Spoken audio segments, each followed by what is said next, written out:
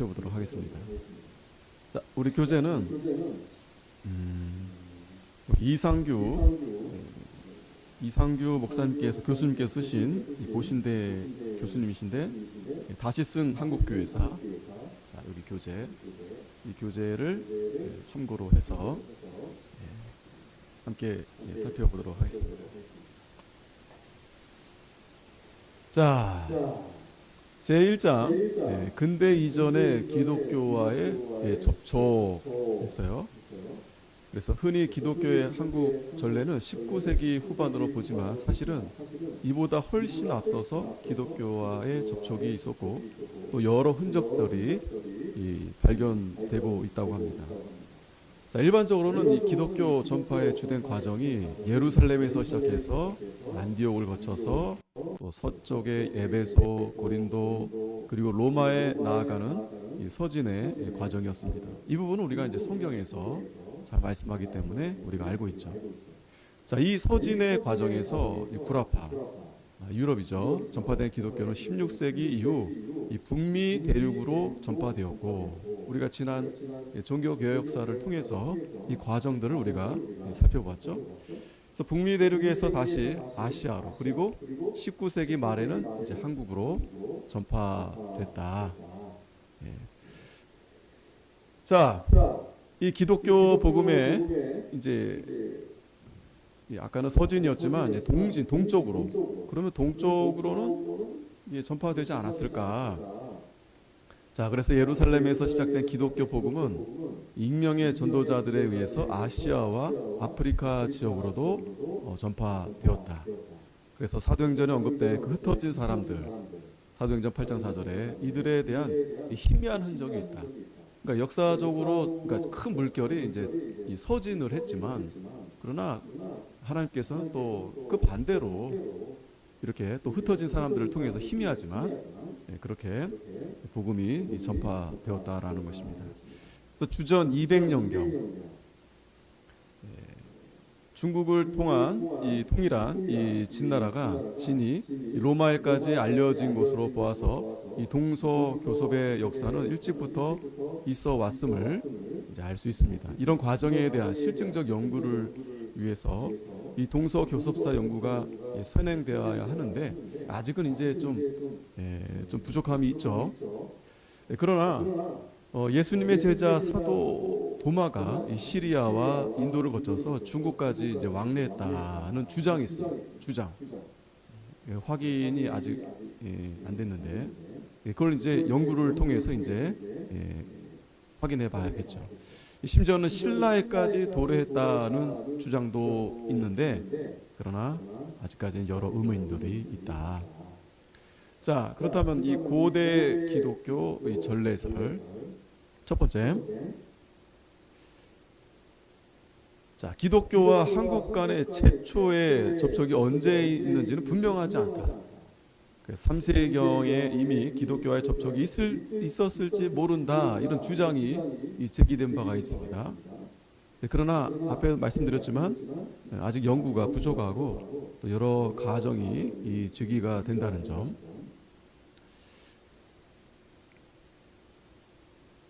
자, 그래서 아직까지 좀 확인하기가 어렵지만 그러나 여러 가지 흔적들이 보여지기 때문에 이제 그런 주장들이 있다라고 우리는 참고하면 좋겠습니다.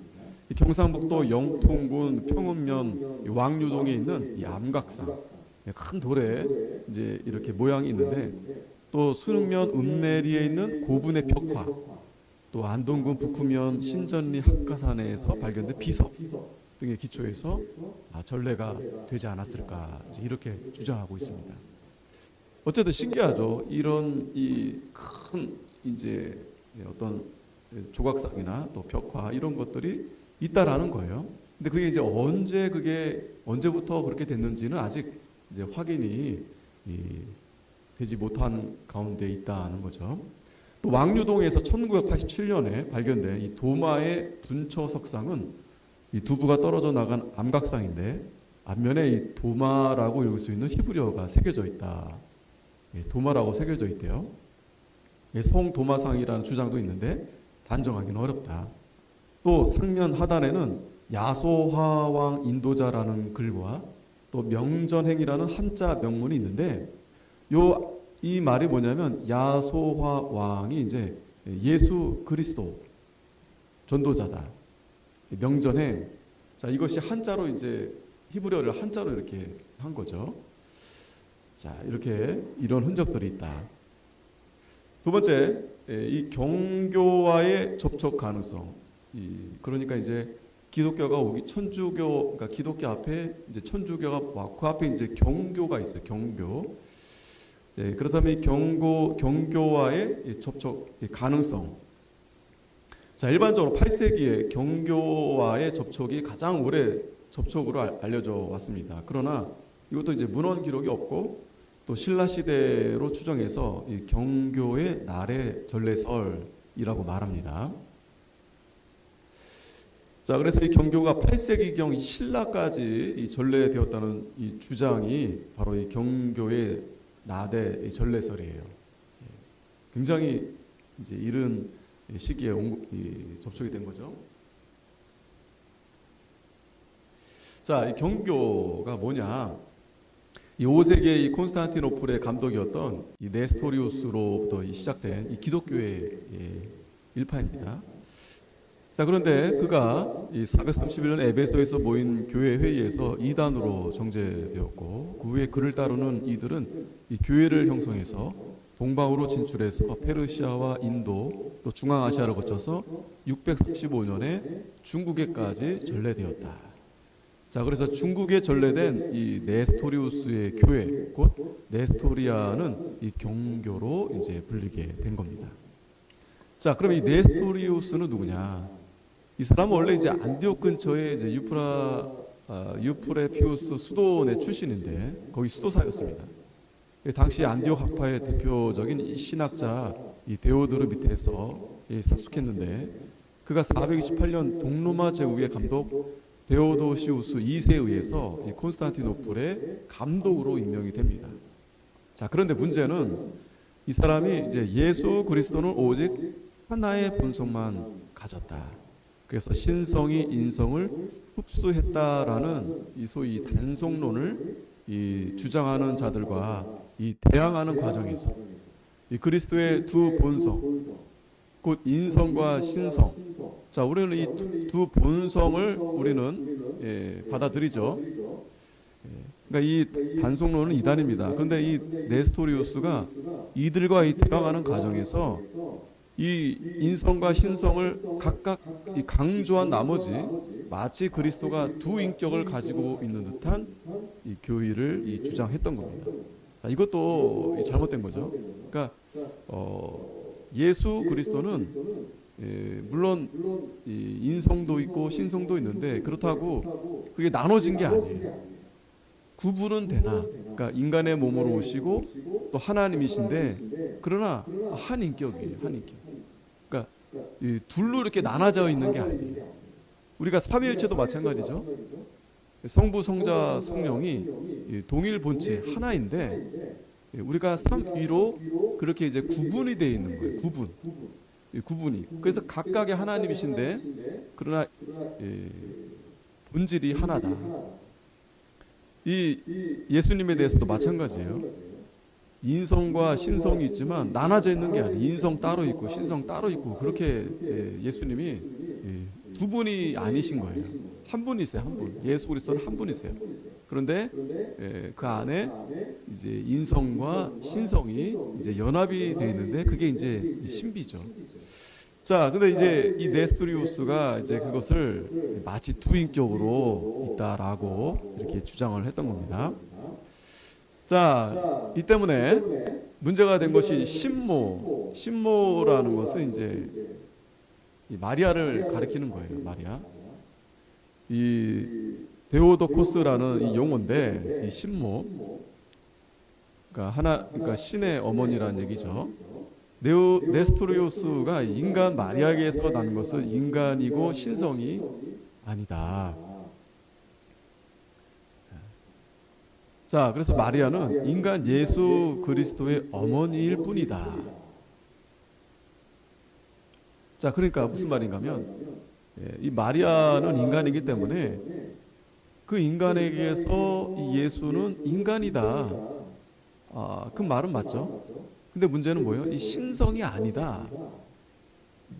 신성이 아니다라고 말한 게 이게 이제 문제가 된 거죠. 이게 잘못이죠. 마리아는 인간 예수 그리스도의 어머니일 뿐이다. 자, 이렇게 주장한 건 뭐냐면 예수님이 신성이다, 하나님이다라고 하면 결국 그 어머니도 하나님이 되는 거잖아요. 왜? 그게 논리적으로 맞죠. 인간이 어떻게 하나님을 낳을 수 있겠어요? 그러니까 하나님을 낳으신 분은 그래서 신이다. 그게 이제 신모예요. 데오도코스. 자, 그러니까 이제 네스토리우스가 이제 이걸 반박하다가 이제 못 나가게 된 거죠. 그래서 예수님은 신성의 어머니가 아니므로 마리오를 신모라고 부를 수 없다. 그러니까 이 말은 맞아요.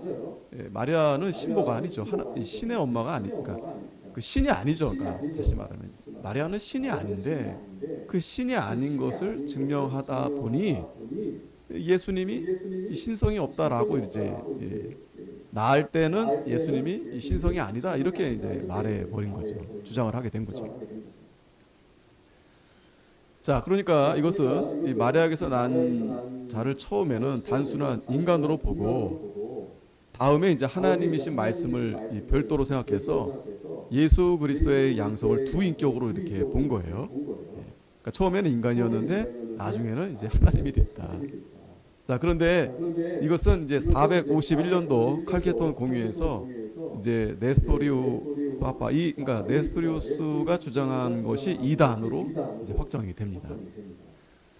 자, 즉 이 네스토리우스는 신의 양성의 관계를 설명할 때 신성과 인성을 분리를 강조했는데 그래서 431년에 에베소 회의에서 이단으로 규정이 됐고 또 아까 451년도 칼케톤 공의에서도 이제 이단으로 됐어요. 그래서 이 사람이 이제 콘스탄티노플 감독에서 이제 해임됐고, 그리고 안디옥 근처의 수도원으로 이제 돌아갑니다. 그 후에 이 네스토리우스는 이제 페르시아의 에데사에서 하나의 교회를 이제 형성을 했고, 그리고 이제 바그다드, 인도, 중앙아시아 또 이 비단길을 통해서 635년에 이제 중국에까지 전파가 됐다. 자, 그래서 이제 이 경교가 이제 중국에 그렇게 접촉이 된 겁니다. 자, 이 경교가 이 중국에 전래된 것은 이 당태종 정관 이 9년, 그 623년에 이제 전래가 됐어요. 이 알로펜 이 단장으로 한 이 페르시아의 사절단에 의해서 이제 알려진 건데 이 알로펜 이 말은 이제 아라본 즉 이제 아브라함 그 이 이름이에요. 그러니까 중국어로 이제 아라본 이렇게 쓴 거죠. 아브라함을 이제 우리 한글인데 이제 그 히브리어를 아라본 이렇게 아브라함을 아라본 한자로 이렇게 한 겁니다. 그래서 알로펜 이렇게 불려졌는데 자, 이 중국에서의 경교가 그러나 이 황소의 난 때 일련의 소요에 휘말리면서 이 중원에서 이제 거의 멸절되고 이 잔존 세력이 이제 몽골과 만주 등 변방 지역으로 이제 흩어집니다. 그러나 635년 이래 약 200년 굉장하죠. 그래서 공개적인 전파로 전기를 마련했고 638년에 태종의 칙령에 의해서 공교의 예배당 대진사 혹은 파사사가 건립되기도 했다. 예배당도 이제 건립이 된 겁니다. 자, 그래서 이 경교의 이 시리아의 경전도 이제 한역을 했고 자신들의 이제 언어로 이제 번역을 한 거죠. 그리고 781년에 중국 포교를 기념해서 당의 수도인 이 장안의 대진사 경내에 이 대진 경교 유행 중국비를 이제 세운 겁니다. 그러니까 그만큼 이 중국에서 이 경교가 얼마나 유행했는지 이걸 보면 알 수 있겠죠. 이 대진이란 말은 이제 로마라는 말이거든요. 그래서 로마에서 전래된 그러한 종교다. 이걸 기념으로 해서 이 기념비를 세운 겁니다. 그래서 당시 경교를 이 대진교 또 대진경교 이렇게 불렸어요. 이 비석에 이제 그런 내용들이 이제 기록이 돼 있습니다. 이런 내용들이 기록이 돼 있고, 자, 그런데 중요한 것은 이제 우리 한국에 어떻게 이제 이 경교가 또 이제 전례가 됐을까? 이제 보면 이 당나라 때 이제 경교가 이제 전례가 됐다고 보는데, 왜냐하면 이 활발하게 이 전파될 당시 우리나라는 이 통일신라 초기였어요. 이때 이제 친당 정책을 쓰면서 당의 모든 문물 제도를 수입하고 있었는데, 이때 이제 신라인들이 당에 유학하는 경우가 이 빈번했다고 합니다. 자, 그러니까 이제 그때 이 당나라 때 이제 이 전래된 경교가 이 아마 이 유학생들에 의해서 또 이렇게 왔다 갔다 하는 그러한 이 가운데서 전래되지 않았을까 이렇게 보는데, 문제는 기록이 없다. 그게 이제 안타까운 일이죠. 기록이 없다. 그냥 조심스럽게 그렇게 이 주장을 하는 것입니다. 자, 이 통일신라 시대 이제 해상 무역은 일본이나 중국 범위를 넘어서 서역까지 이제 확대되었는데, 이를 고려해 볼 때 당나라에서 유행하던 경교가 신라에까지 전래됐을 가능성이 없지 않다. 거기에 대해서 이제 교회 사학자였던 이제 오윤태 목사님이 주장하는 게 있는데, 이 경교의 신라 시대 전례를 이제 확신했습니다. 그가 이제 한국 교회 기독교사 경교사 이 편을 통해서 미륵신앙과 구세주, 관세음 보살과 이적, 그리고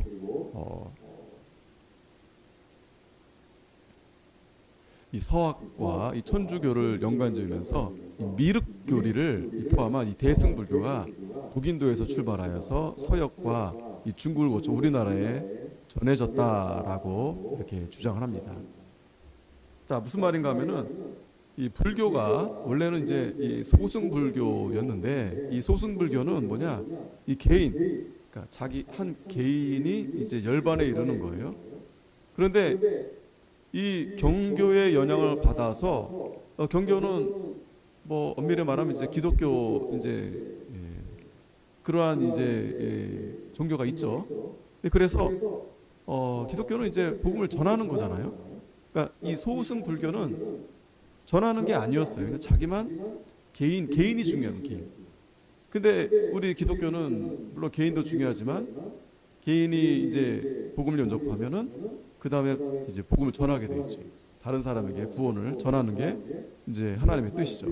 그래서 그것이 이제 이 불교에 영향을 끼쳐서 이 소승 불교였는데 대승불교는 그러니까 나 혼자만 이 열반에 이르는 게 아니고 중생들이 다 열반해야 된다. 중생 구원의 이제 방향을 이제 그렇게 놓는 이 대승불교가 나타나는 것을 볼 때 이 경교가 이 불교에 영향을 끼쳤다 이렇게 보는 거죠.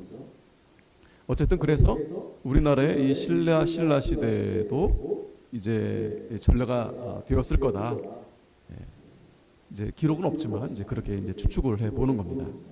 자, 그리고 중요한 것은 이제 천주교 이제와의 이제 접촉인데, 우리 한국 이제 천주교 접촉인데, 이 천주교가 먼저는 이제 일본에 이제 접촉을 합니다. 그래서 일본을 통해서 이제 우리나라에 이제 들어오게 되는 거죠.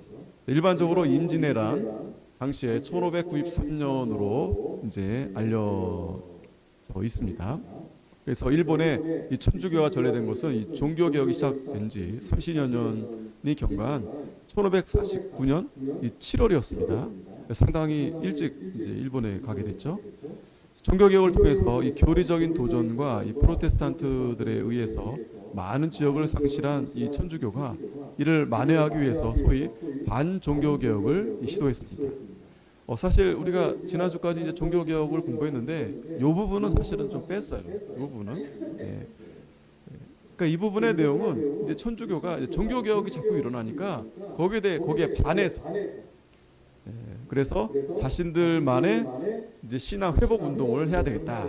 이게 이제 이제 종교 개혁인데, 그래서 그 결실이 바로 예수회가 창립이 된 겁니다. 들어봤죠? 예수회. 자, 예수회가 창립이 됐어요.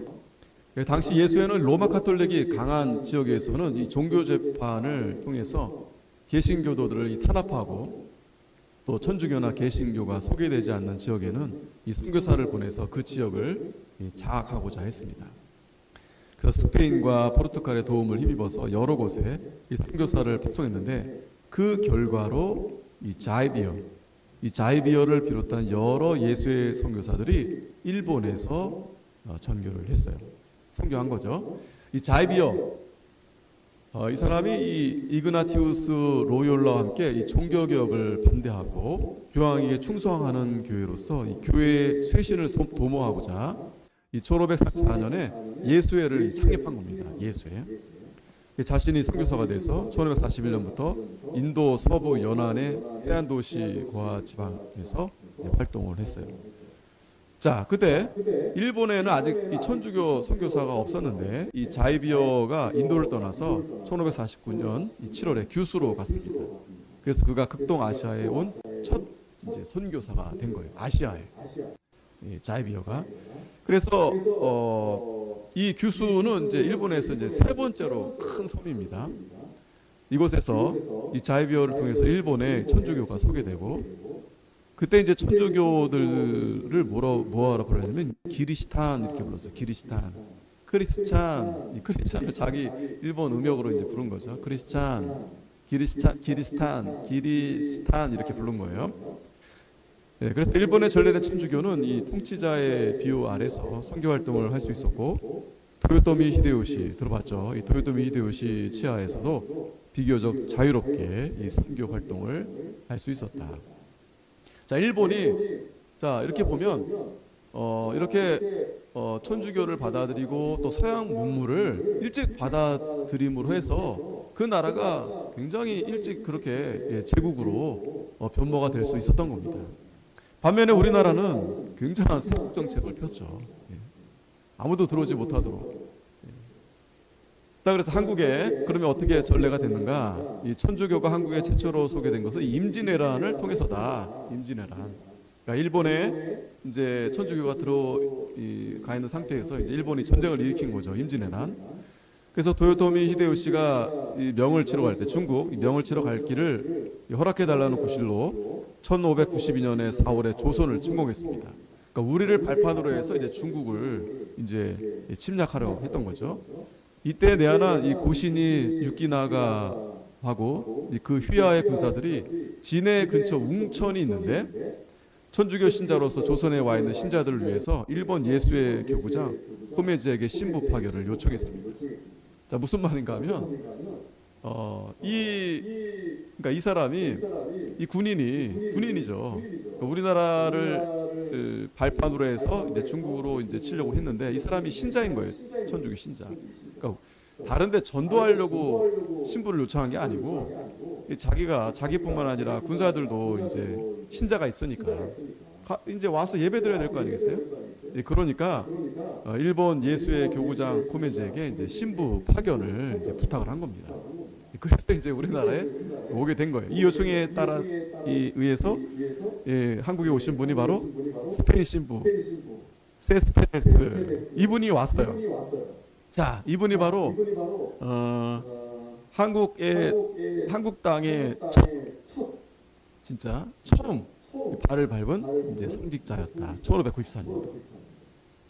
자, 그래서 이 전쟁 가운데서 그래서 이제 전쟁이 이제 하게 됐죠. 임진왜란. 자, 그런데 그 전쟁 중에 그럼 어떻게 한국 사람이 이 신자가 됐을까 보니까 이제 일본에 이제 포로로 잡혀간 사람들이 한 5만 명 됐대요. 근데 그 중에서 이제 천주교로 개종한 사람이 보니까 한 7천 명 정도 있더라. 그렇게 봤을 때 그러니까 그 당시 우리나라에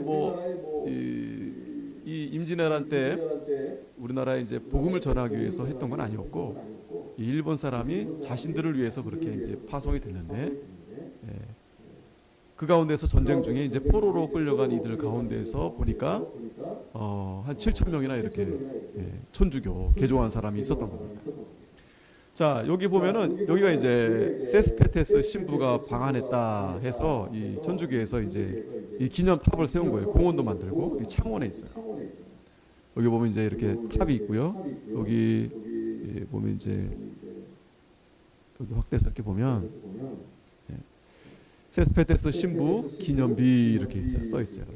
기념해서 한국에 온 최초의 서양인 해가지고 쭉 이렇게 기념해서 이게 이제 창원에 있어요. 자, 그래서 이때부터 이 조선의 이 상황이 이 서구 사회보다 정확하게 이제 알려지게 된 거죠. 왜? 그동안에 이제 아무도 온 사람이 없었는데 이 신부를 통해서 아, 이 한국이라는 나라가 있었구나. 이렇게 이제 알려지게 된 거죠. 그 스페인 신부가. 자, 그래서 이를 기념해서 세스페테스 내한 400주년을 기념해서 1993년에 이 경남 이 창원에서 이걸 기념으로 해서 탑을 이제 방한 기념으로 세우게 된 겁니다. 자, 그 다음에 이제 중국을 통한 접촉. 이제 중국, 우리 이제 일본 또 중국이 큰 나라들이 옆에 있죠. 자, 중국을 통해서 어떻게 또 이제 접촉이 됐는가 보면 임진왜란 통해서 일본에 체류하던 천주교 신부가 이 내한하기까지 했지만 이 천주교가 한국에 정식으로 소개된 것은 이 중국에서 선교하던 예수의 선교사들을 통해서다. 그러니까 전쟁 중에는 아까 뭐 포로들이 뭐 가서 이제 신자가 됐지만 그거보다 이 중국의 선교사가 이제 한국에 옴으로 해서 이제 한국에 본격적으로 이 천주교가 이제 전파되게 됐다라는 겁니다. 예수회가 이 아까 자이비어 이 사람 일본에서 선교하고 중국으로 건너가려다가 뜻을 이루지 못하고 죽은 지 30여 년 지난 이후에 1583년도 10월에 이 마테오리치, 이 사람이 대단한 사람이에요. 마테오리치. 이 사람이 이제 중국에서 선교 활동을 시작했는데 이탈리아 출신이 마테오리치가 인도 고아에 있는 신학교 원래 교수였습니다. 자, 근데 그가 예수의 순회 선교사 알레산드루 발리그나노의 요청으로 해서 1582년에 마카오로 이제 갑니다. 이곳에서 중국어와 중국의 역사, 풍습을 연구하면서 중국 선교의 문을 열리기를 기다리고 있었습니다. 그러니까 이 사람은 정말 선교에 대한 진심인 거예요. 그러니까 뭐 그냥 막 와서 그냥 말도 안 되는데 뭐 잘 모르고 그렇게 무닥 그냥 부딪혀서 이렇게 해결하는 분이 아니고 철저하게 준비해서. 왜냐하면 그런 준비가 필요하죠. 거기에 사람들이 어떤 성향이고 글은 어떤 말을 쓰고 그러니까 글까지 다 배우고 익히고 또 그들의 문화 여러 가지 공부를 많이 하고 이제 준비했던 거예요. 그러니까 그게 이제 맞죠. 또 그러한 이제 이분이 이제 그 선교에 대한 그러한 이제 책도 쓰기도 합니다. 그래서 자, 이분이 중국 본토 입국이 가능해지니까 이제 1601년도에 북경으로 들어가서 이제 선교를 시작합니다. 북경에 이제 천주당을 설립하고 서역의 과학 및 천주교 서적을 역관하며 포교에 힘을 썼습니다. 자, 이게 쉽지 않죠. 왜냐면 이제 다 외국어잖아요. 중국 사람들이 봤을 땐. 근데 그거를 다 이렇게 번역하고 해가지고 서양에 있는 그러한 좋은 그러한 책들을 그들에게 이제 알려주면서 또 포교에도 또 이제 힘을 쓴 거죠. 그래서 그는 이 천문 지리학자로 인정을 받게 됩니다. 그러니까 가서 그냥 복음만 전한 게 아니고 그 서양에 있는 그 문물 그런 걸 알려주니까 사람들이 너무 신기한 거죠. 그죠? 그러면서 동시에 이제 복음을 또 이제 전하게 된 겁니다. 그래서 이 마테오리치가 1603년 중국어로 이 천주실의를 이제 저술합니다. 그리고 천주교 교리와 중국 문화와의 융합을 꿰어서 가능한 기독교 교리와 중국의 전통 문화와의 갈등을 피하려고 했다. 참 이게 어려운 부분인데 왜냐면은 전혀 새로운 어떤 그러한 문명에 있는 사람들과 이렇게 만나면 우리도 그렇잖아요. 다른 지역에 있는 사람들하고 이게 잘 안 돼요. 그죠? 같은 언어를 사용해도 그게 안 되는데 전혀 그죠? 언어도 다르고 생김새도 다르고 먹는 것도 다르고 그런데 이 마테오리치는 그런 걸 극복하기 위해서 굉장히 공부도 많이 하고 또 어떻게 해서든지 이 중국 사람처럼 가까이 그들을 이해하면서 그들에게 잘 이렇게 충돌을 피하면서 어떤 서양의 그런 문물과 여러 가지 그걸 전하기 위해서 굉장히 힘을 썼다. 그래서 이 사람의 이 선교 방법이 바로 이 적응론. 예. 이게 정말 이 선교의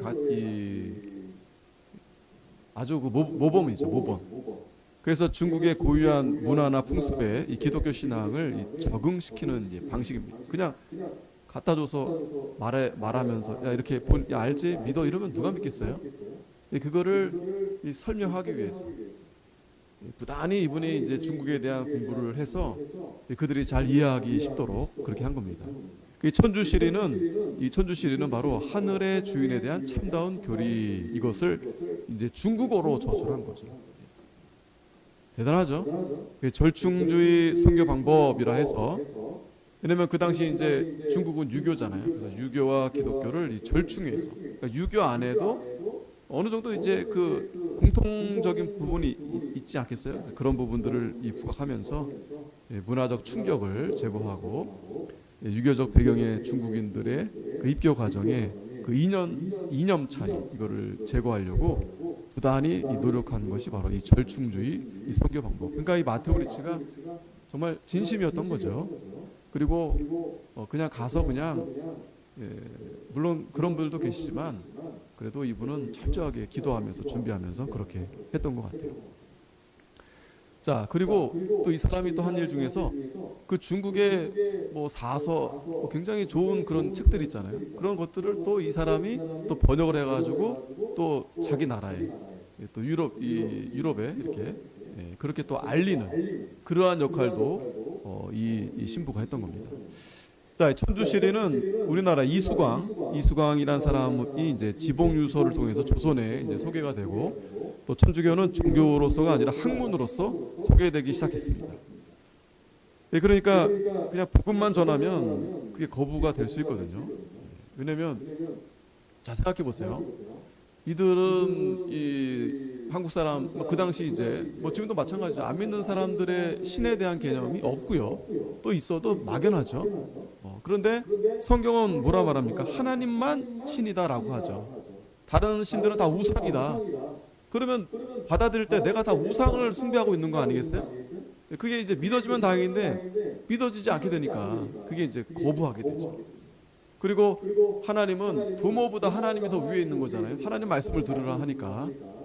유교적인 그런 바탕에서는 그게 안 되죠. 왜? 부모가 거의 하나님인데 부모의 말을 들어야지.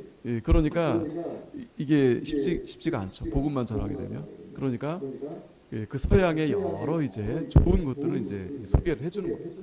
그러니까 예를 들어서 이제 아까 뭐 천문학 그런 거에 대해서 이 동양은 아주 깜깜하죠. 왜냐하면 서양에 벌써 그런 것들이 발전돼 있으니까요. 그런 문물들을 이제 소개하면서 이 마테오 리치가 이제 중국인들로 하여금 이제 굉장히 이제 이렇게 좋게 이제 받아들여지게 된 거죠. 자, 그래서 이 중국을 이 징검다리로 하여서 조선인의 천주교와 접촉은 17세기 후반부터 이제 점진적으로 이제 나타나게 된 겁니다. 우리나라에.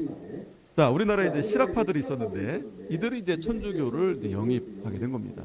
이수광, 허균, 안종복, 또 이헌경, 박지원, 박재가 등 이제 그 당시 이제 이 실학파, 이제 서양 문물에 이제 눈을 뜬 그러한 이제 학자들이죠.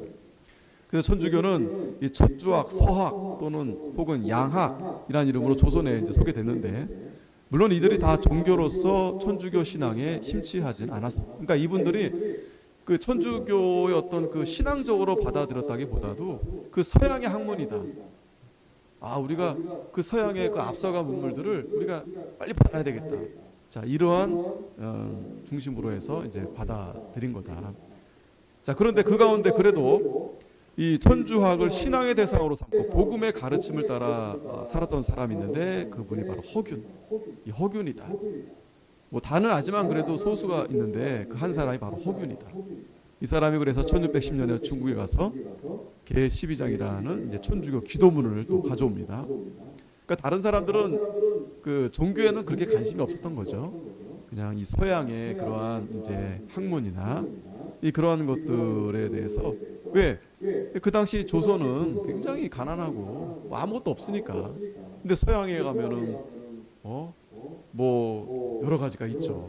벌써 한참 앞서가 있죠. 그러니까 이것을 이 학문을 받아들여서 우리도 개방을 하고 우리도 저 서양처럼 우리도 좀 발전해야 되겠다. 이제 이런 자들 이런 마음을 갖고 있던 자들이 이제 실학파였죠.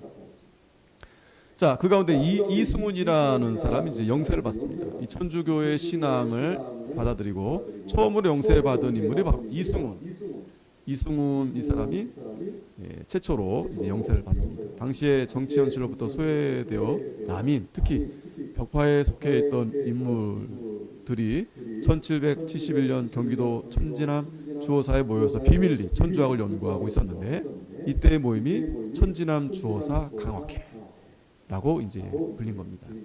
그러니까 이들은 당연히 이제 이런 생각 가진 사람들은 이 관료에 있다 하더라도 당연히 소외될 수밖에 없겠죠. 왜? 그 중심 조선의 중심 관료들은 왕부터 해서 거기에 관심 없어요. 그리고 그랬다가는 우리 걸 다 빼앗긴다 이런 마음이 있으니까 이렇게 생각하는 사람들이 철저히 이제 외면됐겠죠. 근데 이들이 모여가지고 이제 이러한 이 천주학과 또 서양 문물에 대해서 이제 모임을 가졌는데 천지남 주호사 강학회 이렇게 불린 겁니다. 여기에 모인 사람이 이제 권율신, 권철신 형제, 정약전 들어봤죠? 정약전, 이 매부인 이벽 그리고 이승훈이 등이 있었다.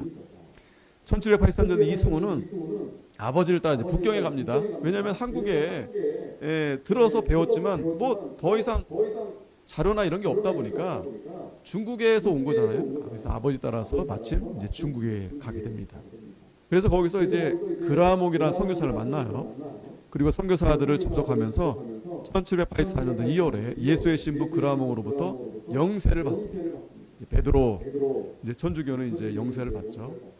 베드로라고 이제 받게 되고 그해 3월에 여러 가지 교리서를 가지고 이제 한국에 옵니다. 그리고 이벽, 권철신, 권일신, 김범우 등에게 영세를 베풀고 명례동 김범우 집에서 종교적 목적의 모임을 시작했는데 여기가 어디냐? 바로 여기가 명동 성당입니다. 명동 성당.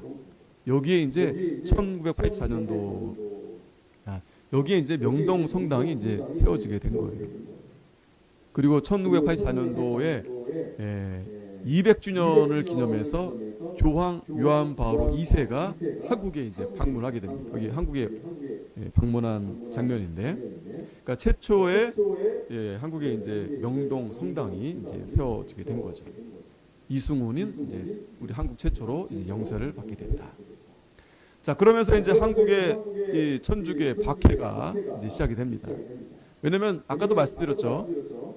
우리나라는 더더욱 작은 나라지만 참 쉽지 않아요. 그렇기 때문에 왕으로부터 해서 모든 관료들이 다 철저하게 세국적인 그러한 정책을 피고 있었기 때문에 이러한 이 핍박이 이제 박해가 당연하게 된 거죠.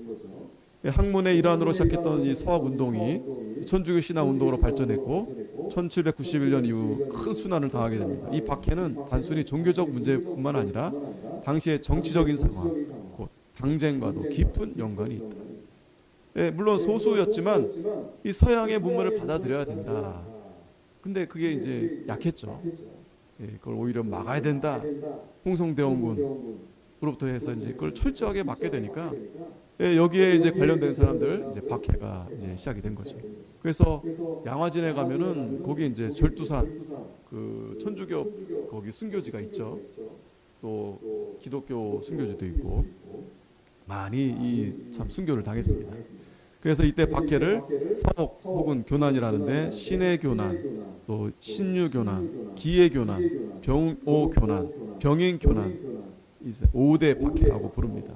뭐 일일이 다 설명하지 않겠지만 어쨌든 이 박해를 받는 이유는 아까 제가 말씀드렸듯이 이 우상에 대한 이 성경은 분명히 이제 다른 신들은 다 우상이 되잖아요.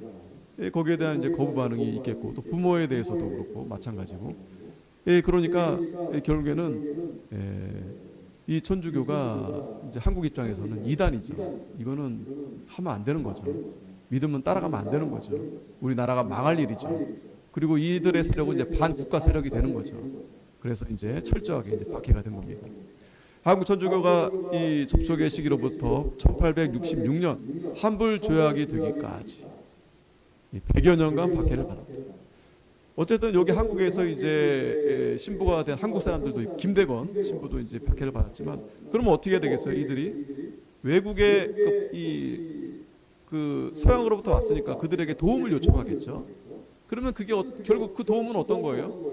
우리 이 종교가 자유하게 되려면 그거를 반대하는 그 정부에 대해서 맞서 싸워야 되는데 결국 그래서 그들이 도와줌으로 인해서 이제 이렇게 환불 조약까지 체결되는데 그러면서 결국 우리 한국에는 그들이 들어오게 되면서 어쩔 수 없죠. 그게 이제 결국 열리게 되는 건데 그래도 버티다 못해 결국 이제 열리게 되면서 이 천주교회는 약 100년간 고난의 세월을 보냈지만 새로운 변화의 길을 가게 돼서 그동안에 26명의 프랑스 선교사가 왔는데 12명이 선교되고 5명은 한국에서 죽고 또 4명은 강제 추국됐고 또 체류가 허락된 선교사는 5명에 불과했는데 약 10,000명의 순교의 길을 갔다. 10,000명. 그리고 1885년 당시 한국의 천주교회 교인 수는 14,000명에 달했다. 자, 어쨌든 이런 과정에서 이 천주교가 이런 희생들이 있었지만 참 그래도 어찌됐든 이런 과정 가운데서 천주교가 그래도 우리 한국에 이렇게 오게 되었다는 겁니다. 이제 중요한 건 우리가 이제 기독교 이제 그 다음에 이제 기독교인데 그래도 역사보다 앞전 상황에서 이런 부분들을 우리가 참고하시면 좋겠습니다. 기도하겠습니다. 하나님 감사합니다. 우리나라 참 너무나 가난했고 참 이렇게 작고 미개한 그런 나라였지만 하나님께서 이렇게 일찍이 이 나라의 복음을 전해주기 위해서 이러한 역사들을 볼 때 참 감사합니다. 참 놀라운 하나님의 은혜가 아닐 수 없는데 물론 여러 가지 참 일들이 많이 있었지만 참 감사한 것은 하나님이 예정된 대로 하나님이 하나님의 종들을 보내셔서 이 땅에 또 복음의 씨앗이 뿌려지게 돼서 오늘 저희들이 이렇게 자유롭게 참 이 신앙생활을 하게 하셨는데 하나님 이러한 일들을 우리가 잘 살펴보고 이것이 우리에게 거울이 되어서 우리의 신앙과